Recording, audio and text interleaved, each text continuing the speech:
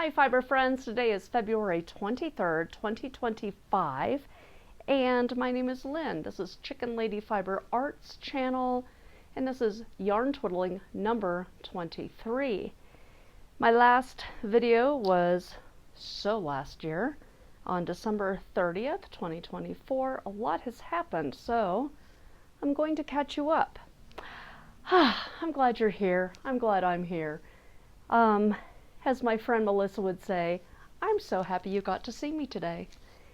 So, back in December, the beginning of December, I think I told you about my finger, my trigger finger, and how it was hurting, and I had a little bit of I don't know what happened, but I woke up one morning and my hand was, I guess I clenched my fists when I'm sleeping, and my hand was in a fist, and I open up my hand and this finger just hurt.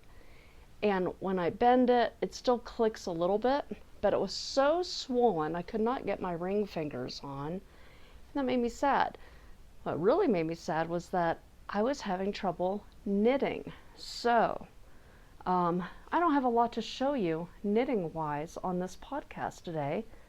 I did get a cortisone shot in my tendon right there. Yes, it hurt. And they stuck cortisone in, a little bit of lidocaine to numb it.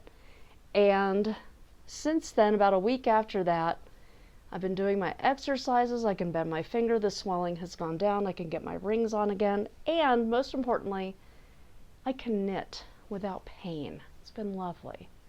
So what did I do without knitting? Well, most of you know that I hate to weave. I do have a weaving loom. It's a Cricut, 15-inch Cricut, just a rigid heddle loom. That means it just has one heddle that goes up and down. It doesn't have all those moving parts with the pedals and all of that.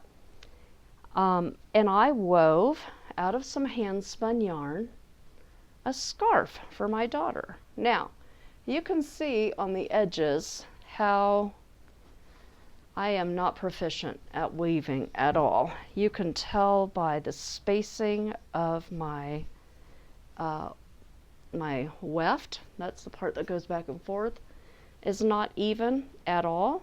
However, this is all hand spun, and it is, I believe it is a merino, and no, I'm wrong, it's a BFL.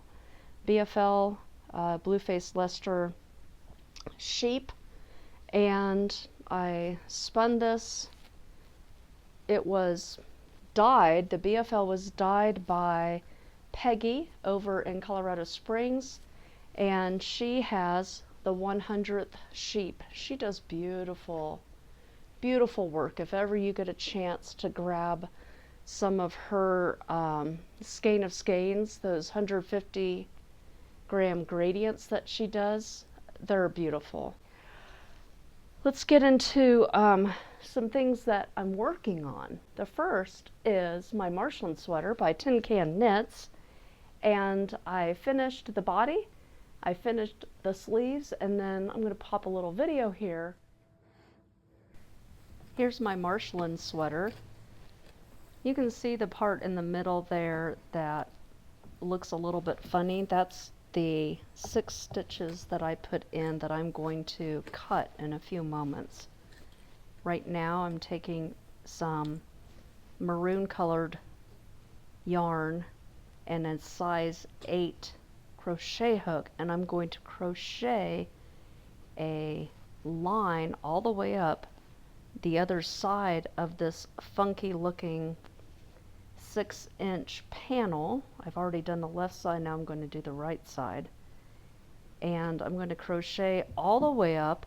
It doesn't matter the color yarn that I use because it's not going to show. You're going to have to trust me on this. So I'm going to crochet all the way up, and I'll see you on the other side. Here you see I have a felting block and a felting needle.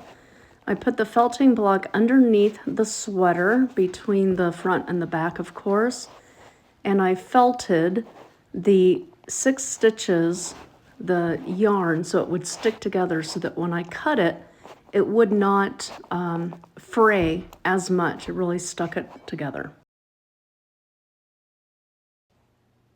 Here you see me counting those 6 stitches to make sure that I'm going to cut right between them. And here we go.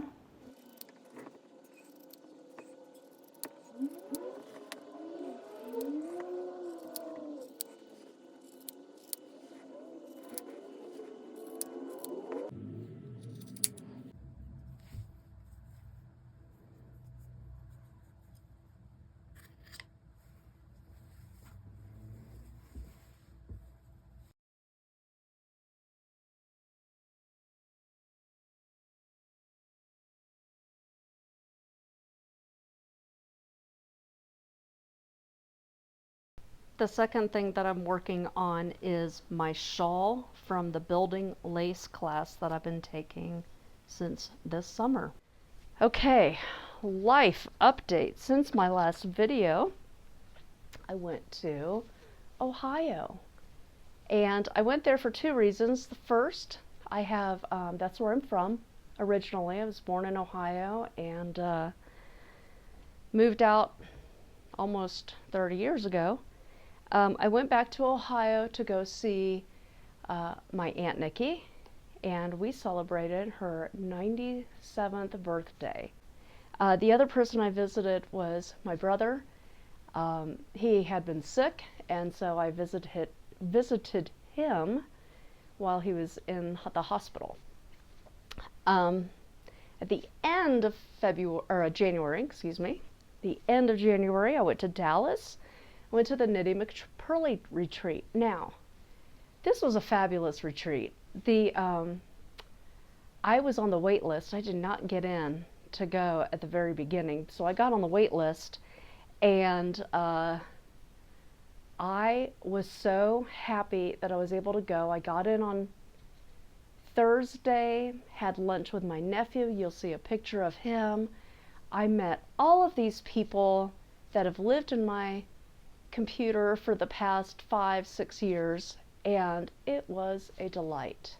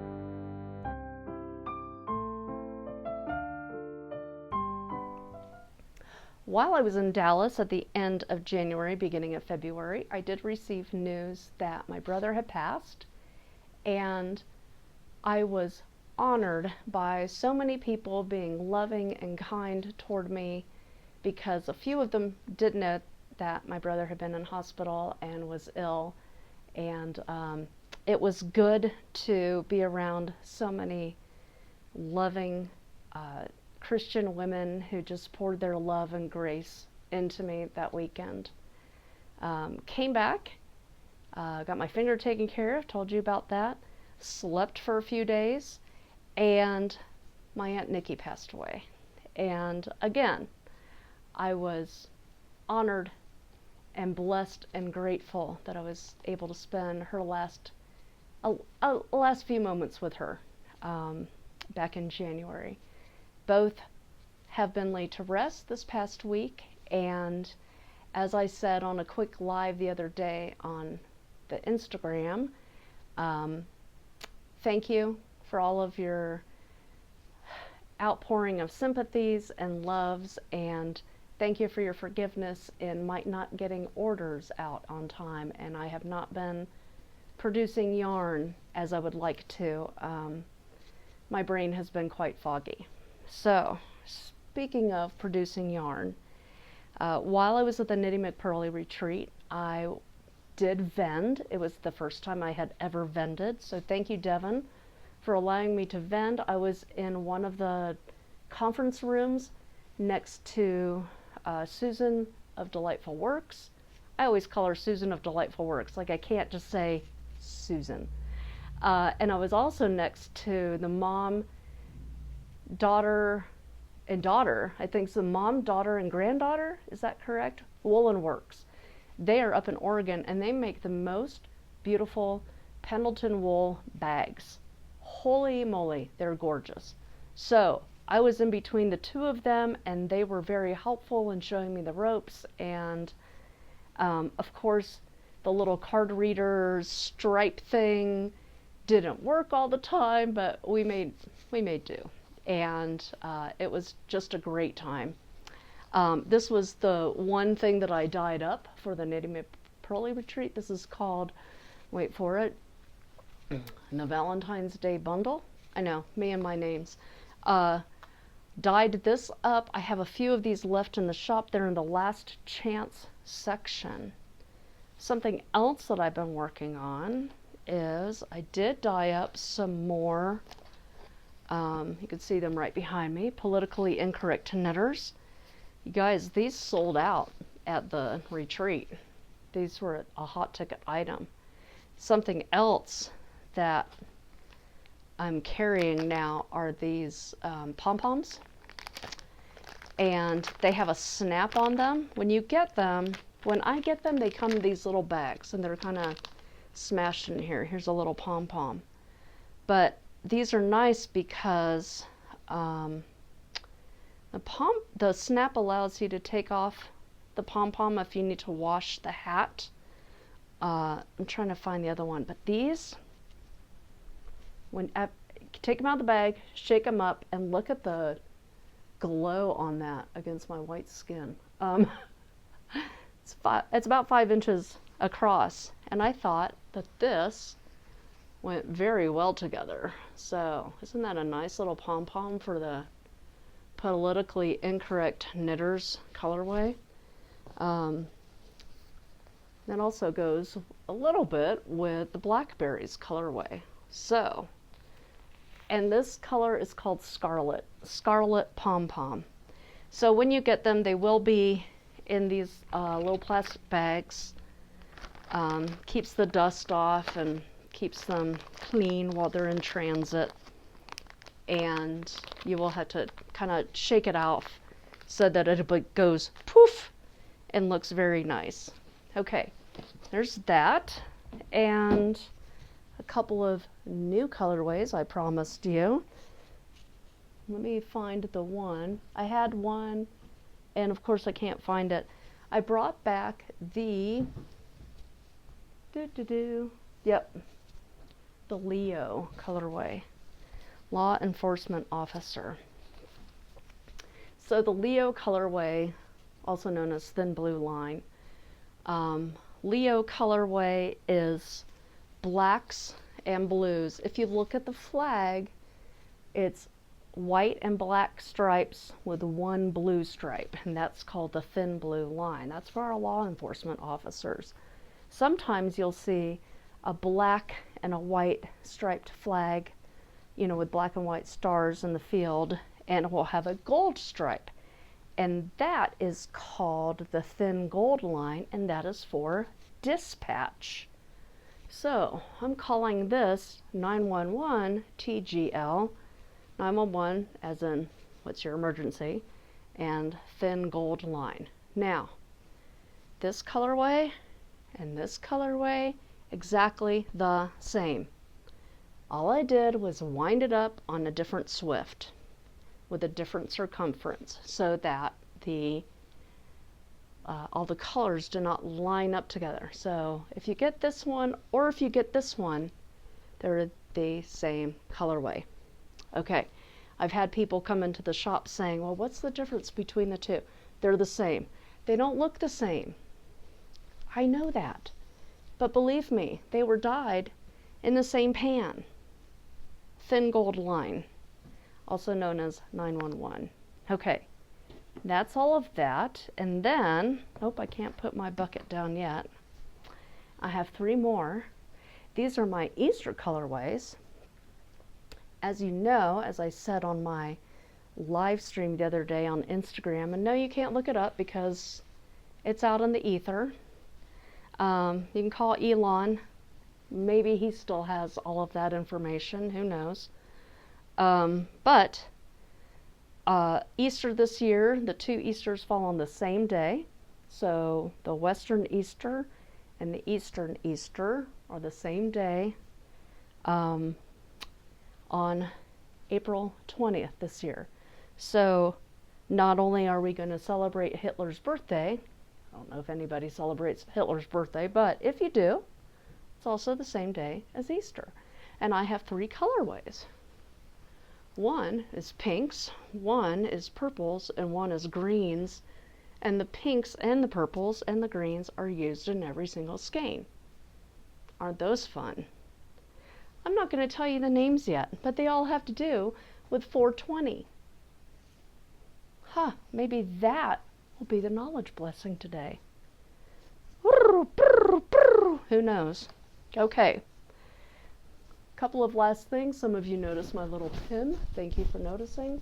I didn't put the back on because I wanted to show it to you. Well, it's on the floor now. Isn't that cute? Can you see it? It's not focusing very well, but it says Chicken Lady Fiber Arts. Yes, these will be available in the shop. I only have about 40 of them. When you get them, they will have this little blue film. Oops, almost dropped it. This little blue film on there. Just take off that blue film. It's to, protect the acrylic. So just take off that blue film and you'll be okay. And you can wear that, pop that on your bag, wear it on your lapel to the grocery store, whatever you need to do. All right, I have a little giveaway that I'm going to tell you about, and then I'm going to give you a knowledge blessing, and then I'm out of here. Okay, the giveaway. My friend, who actually lives in town, and I hope to see her on Wednesday. She comes over once a month. We do our charity knitting together. She's part of the Charity Crafting Chicks. And she used to work on the ice. And when I say on the ice, I mean Antarctica. Now, I have the privilege of living like 2 miles from her. I don't even think it's 2 miles. And she helped to write this book. I know I've talked about this one before, Knitting in Antarctica. Well, she came over one day and she says, hey, give this book away on your podcast. And I said, okay. Now, I do have my own signed copy. Yours will not be signed unless you want it to be signed by her. What I really enjoyed about this book were the stories. Here's a whole story about Shackleton. and who Shackleton was and why he's important. And this is the Shackleton hat. I made this several years ago for my husband. So, if you would like to receive this, just let me know if you have ever been to Antarctica or not, or if you'd like to go someday. And just drop that below, and I will pick a winner here in several weeks when I do my next podcast. It's not going to be a month and a half like last time. The last thing I have for you today is I printed this out about where 420 came from. This is straight from Wikipedia, so take that as you must. Usually when you hear 420, it's about cannabis culture. 5 high school students in San Rafael, California, coined the term as part of their 1971 search for an abandoned cannabis crop based on a treasure map made by the grower. Calling themselves the Waldos because their typical hangout spot was the wall outside of the school. Get it? Waldo. The 5 students designated the Louis Pasteur statue on the grounds of San Rafael High School as their meeting place and 420 as their meeting time. They referred to this plan with the phrase 420 Louis, and after several failed attempts to find this cannabis crop, the group eventually shortened their phrase to 420, which evolved into the code word the teens used to refer to consuming cannabis. Stephen Hager of the High Times popularized this story back in 1991, so that's around the time that I heard about it, and he erroneously attributed the origin of the term to a police code. So that is not correct. The police code is not 420. That was just a made-up thing by Stephen Hager of the High Times. So there you have it, 420, Easter this year. I am Lynn. Thank you very much for joining me today, and I hope to see you soon. God bless each and every one of you. Take care. Bye-bye.